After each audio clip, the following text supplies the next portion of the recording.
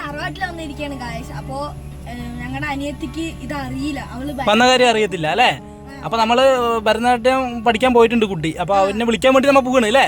അപ്പൊ നമുക്ക് എങ്ങനെയുണ്ട് നോക്കാം അവരുടെ അല്ലേ, എങ്ങനെയുണ്ട് നോക്കാം അല്ലേ. പോവാ നമുക്ക്. ഓക്കെ.